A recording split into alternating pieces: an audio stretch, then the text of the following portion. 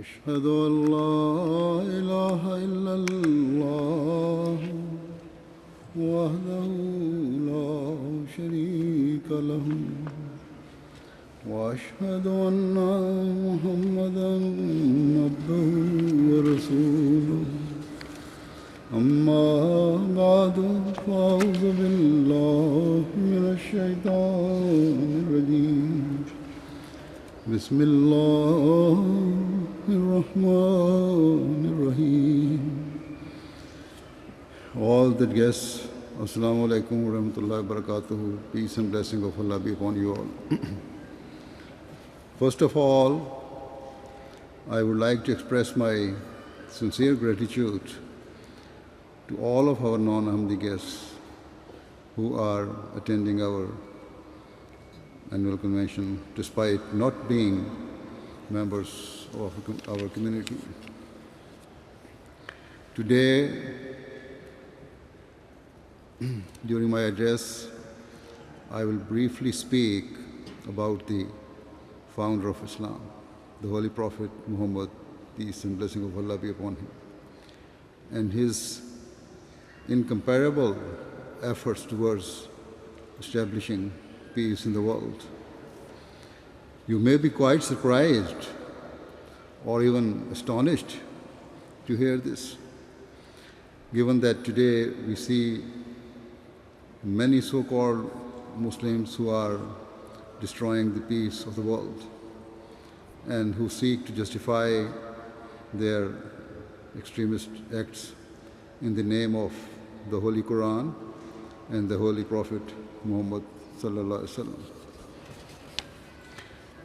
As they perpetrate terror and violence in the most barbaric fashion, they continually claim that they are acting according to the true teachings of Islam. Your surprise will increase further when you hear that the disorder and extremism in the world caused by so-called Muslims is actually a means of increasing my faith in Islam and indeed the faith of every single Ahmadi Muslim.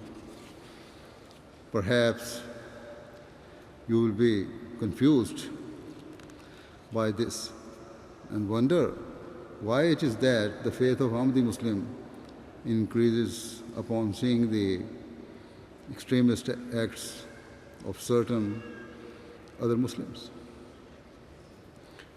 You may even come to think or fear that Ahmadi Muslims are similar to those Muslims who support extremism. However, this would be an entirely wrong assumption or belief. Thus, let me first of all make it clear that Ahmadi Muslims are entirely sincere in their efforts to promote peace in the world and always endeavor to practice what they preach. We are the same from the inside as the outside and live our lives according to what we believe in our hearts to be true Islam. I would also like to make it clear that when Ahmadi Muslims spread teachings of peace, security, and love for all, they are not presenting anything new, but are manifesting only the true teachings of Islam. In every respect, Islam is the religion of peace, harmony, tolerance, and compassion. Certainly, it is solely because of the teachings of Islam that Ahmadi Muslims exhibit sentiments of love for all people, whether they are Muslims or non-Muslims. And it is only because of Islam that we desire true peace in the world and make every possible effort in order to achieve this. In terms of what I said earlier, I do not wish to needlessly keep you in a state of confusion or curiosity over this apparent contradiction or dilemma, whereby, on the one hand, Ahmadi Muslims say they condemn the extremist acts of other Muslims, whilst on the other they say that such acts are a means of increasing their faith in Islam. In order to clarify and explain this, I would like to rewind the clock 1,400 years ago to the time of the founder of Islam, sallallahu alaihi wasallam, the Holy Prophet Muhammad, sallallahu alaihi wasallam. At that time, he made a grand prophecy about the future. He said that a time of spiritual darkness would overtake the Muslims and their faith would become wholly corrupted. At such a time, the actions of Muslims would be entirely against the original teachings of Islam. He warned that so-called Muslims, Muslim religious clerics and leaders would interpret Islamic teachings in completely the wrong way, and their mindset would only lead to the spread of disorder and injustice. However, upon forewarning about the desperate state of the Muslims, the Holy Prophet sallallahu alaihi wasallam also gave the glad tidings that at such a time of disorder, discord, Allah the Almighty would send an individual to revive Islam and to spread its true teachings. He would be sent as the promised Messiah and Imam Mahdi, the guided one, and he would re-establish the original and peaceful teachings of Islam throughout the world. He would infuse mankind with Islam's true spiritual light. With the grace of Allah, today we see that both parts of this grand prophecy have been fulfilled. Where on the one hand, Islam has been corrupted and its teaching has been distorted. On the other hand, the Prophet Messiah and Imam Mahdi has been sent by God Almighty, in the person of founder of Ahmadiyya Muslim community, Hazrat Mirza Ghulam Ahmad al-Islam. During his life, he shone an illuminating light upon true Islam and presented its magnificent teachings to the world. He proved that the Holy Prophet, peace be upon him, was indeed the greatest champion and torchbearer for peace in the history of mankind. Therefore, it is the fulfillment of this great prophecy which is the reason that the faith of Ahmadi Muslims increase upon seeing the horrific acts of so-called Muslims today. Having given this introduction, I would now like to briefly present the true teachings of the Holy Prophet ﷺ that display his unparalleled efforts to establish long-lasting peace in the world. One basic and very important point that the Holy Prophet, peace be upon him, taught us was that the mindset and priorities of different people in the world varies from person to person. Whilst it is true that most people desire peace, it is also true that many people give preference only to their own peace and security. They have little or no regard for the welfare of others. A study of human psychology reveals that whilst each person desires that he or she should live in peace and contentment, most people do not wish for their opponents or enemies to live happily and peacefully. It is also true that people value different types of peace. For example, some people care only about the peace and contentment of their own hearts and minds. Some give priority to the peace of their households, whilst others desire peace in their neighborhood. Some people prioritize the peace of their towns or cities, and others desire the peace of their nation. But outside their personal scope of interest, many people have no regard for what is happening to those living in different cities or nations. They do not feel compassion or love for people in other parts of the world who are suffering or facing trials and tribulations. In earlier times, this insensitivity and lack of empathy could be justified because different societies and nations were not interlinked as they are now. The means of communication were far more limited, and it would take an age for news of the situation in one country or region to reach another. During the intervening period, often the news became out of date and the situation had changed again. Thus, at those times, to immediately feel the pain of others and to seek to help people in distant areas was very difficult. However, today, the world is very different and has become like a global village.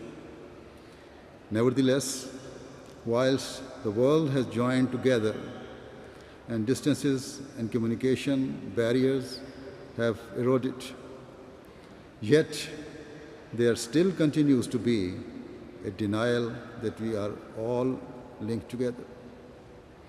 For example, there are many people who believe that the situation in the Middle East or Africa has no bearing on the people of Europe or North America.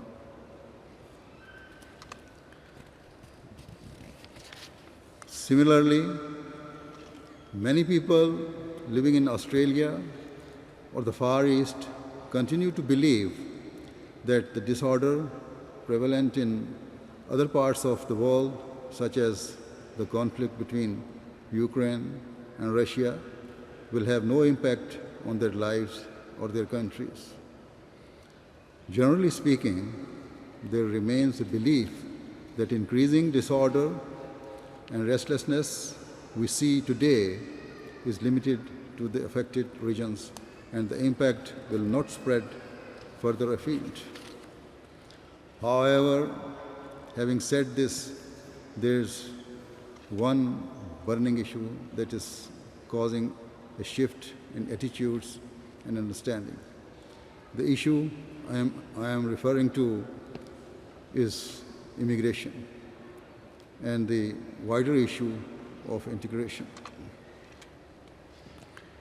In various countries, we see that there has been an increase in the frustrations and restlessness among the youth from the immigrant communities.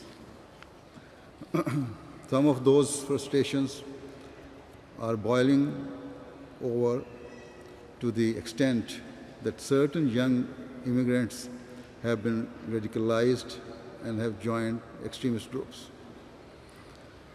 This is causing a genuine fear, as developed countries are realizing that amongst their own youths there are some who have been very negatively influenced, and this is a great danger to the nation. In response, governments and law enforcement agencies in the developed world are moving to place restrictions on the lives of people of Asian origin, in the belief that this will guarantee the safety and security of the local society and local people. However, this is the wrong approach and is not a proper answer to these serious problems. Rather, what is needed is a real and comprehensive solution. I should therefore tell you that the Holy Prophet of Islam sallallahu alaihi wasallam has given us the solution and answer to these problems. Through his enlightened teachings, he has handed us the golden keys to peace. He has explained that world peace can never be achieved with only a worldly approach or by only focusing on materialistic desires alone. He taught us that there is only one means for all people, whether Muslims or non-Muslim, to be free from disorder and to be safeguarded from the burning flames of hatred and despair. He said that for true peace to be established, mankind had to recognize its Creator and submit before Him. The Holy Prophet, peace be upon him, forewarned that a time would come when the Muslims themselves would forget the true teachings of their religion and would not pay due heed to the Supreme Being and would only pay lip service to their belief. Similarly, the people of other religions would also fail to truly recognize the Supreme Being, whilst those who did not believe in religion would fail to even acknowledge the existence of a Supreme Being. And the Supreme Being that the Holy Prophet, peace be upon him, spoke about was the God who is the Creator of the entire universe. It is that God who amongst his many attributes is Salam, that is the source of peace. Thus, in chapter 59, verse 24 of the Holy Quran, Allah has instructed the Holy Prophet, peace be upon him, to inform the world that they should devote themselves to that God who is the Sovereign, the Holy One, and the source of peace. The meaning of Salam is He who provides peace to the world and is the light from which all peace emanates. Thus, as the true source of all peace, God desires an existence of peace and harmony for all of mankind. Just as parents do not like for their children to fight or argue with each other and to cause disturbance in the home. In the same way, Allah the Almighty does not like for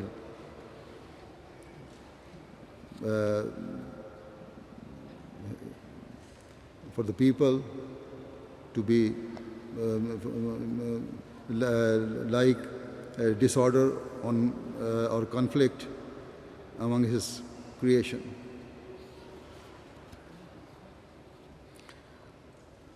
Parents always love those of their children more who are good-natured and peaceful. And similarly, the law of the land favors those who are peace-loving.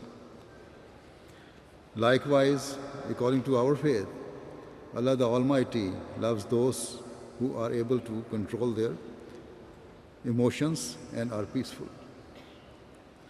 If we reflect on this point, then it becomes crystal clear that those so-called Muslims who allow extremist ideologies are completely wrong when they claim that Allah the Almighty desires for Muslims to engage in a jihad of the sword or in bloodshed. The wars fought during the time of the Holy Prophet, peace be upon him, must be placed in their correct context. It is beyond dispute that during first few years of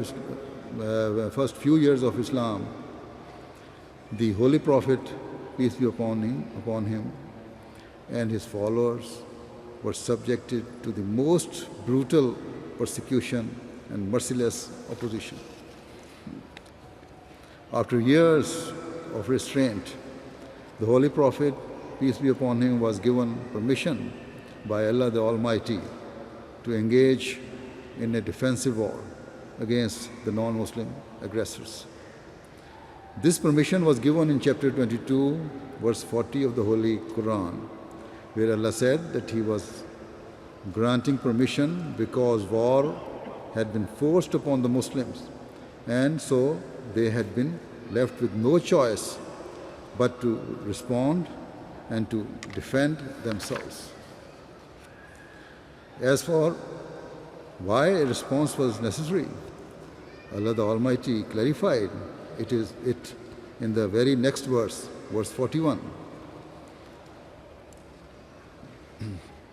There Allah said that the Muslims had been driven out of their homes by the cruel aggressors, and if He did not permit them to stop the oppressors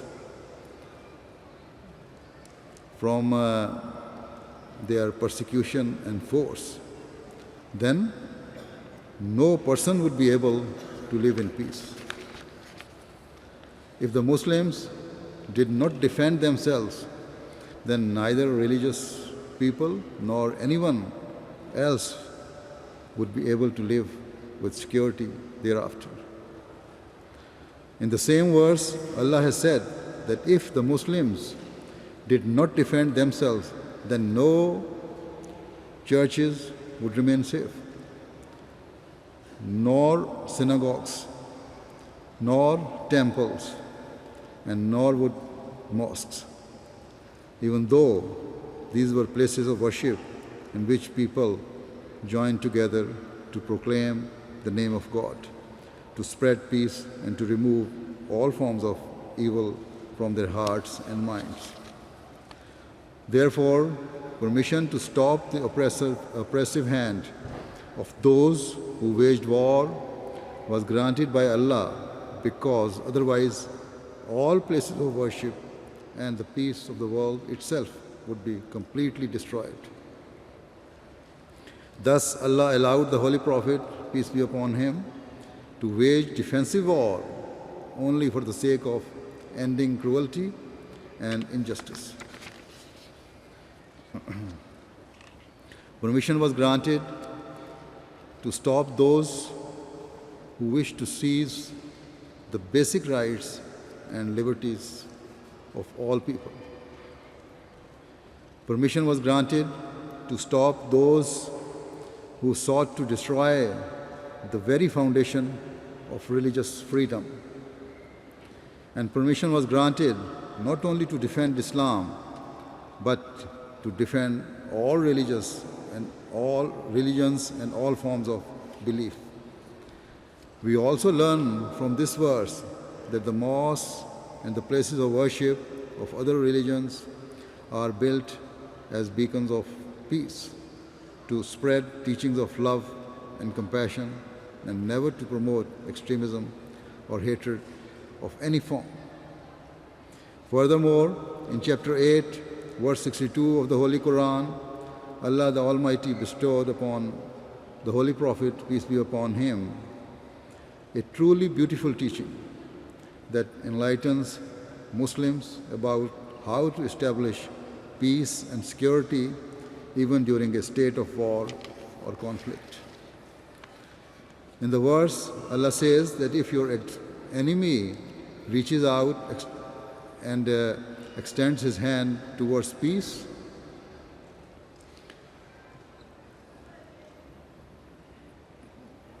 or reconciliation, then you must accept it without delay and put your trust in Allah thereafter.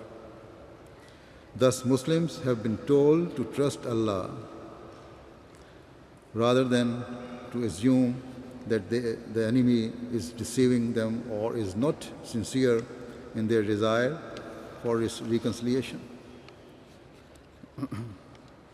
Allah has taught that Muslims should always seek to build bridges with others wherever possible, and to develop peace even with those who are not religious,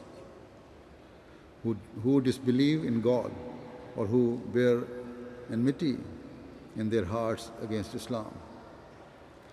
In reality, Allah has very firmly instructed Muslims to grasp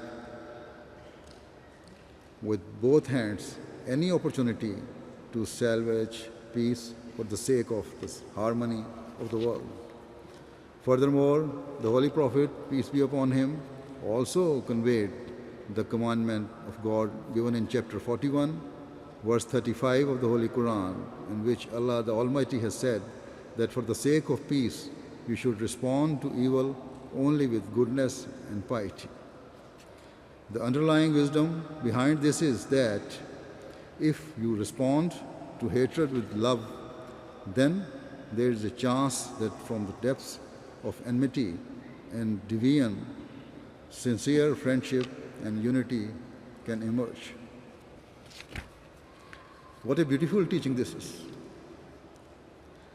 Most certainly, there are countless examples that prove that the Holy Prophet, peace be upon him, brought teachings of peace, reconciliation, security, and love, and I have narrated just a few. They prove that the God of Islam, that is Allah, the Almighty, is He who desires peace, compassion, and love for His creation. Therefore, those who believe that Islam's teachings promote extremism or hatred should remove such fears or misconceptions from their hearts and minds once and for all. The blame for the mindless bloodshed and violence that we see today does not lie with Islam or its teachings. Rather, it is the result of the acts of certain so-called Muslims who are filled with hatred and selfishness and who have corrupted the true essence of Islam to serve only their own vested interests. Today, according to the promises of God Almighty, it is the Ahmadiyya Muslim community alone that is enlightening the world with the true teachings of Islam. This is the reason why each year hundreds of thousands of peaceful people, both from amongst Muslims and non-Muslims, are joining the Ahmadiyya Muslim community. They are becoming Ahmadi Muslims only with the desire to gain the love of Allah and for the sake of attaining true peace and contentment. They are not like those frustrated people who are unable to control their emotions or reactions, and so are joining extremist groups that are unjustly destroying the pure name of Islam in the world. Whilst today Islam continues to be portrayed in entirely the wrong way, we Ahmadi Muslims do not become hopeless or disheartened. We firmly believe that we will be successful, and so one day Islam's reality will dawn upon the world and its beautiful teachings will be understood by the people of all nations. With these words, I would like to end by once again expressing my sincere gratitude to all of you for taking the time to join us today and listening to what I have said. I have had to say. May Allah bless you all. Thank you very much.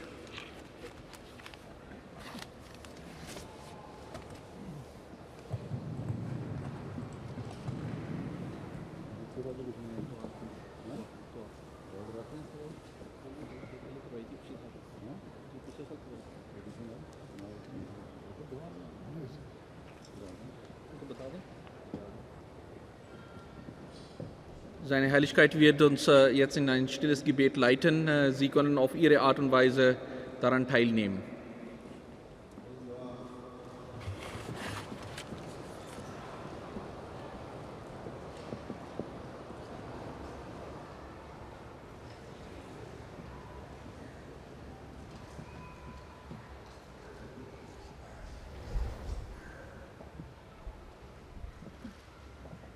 Ameen.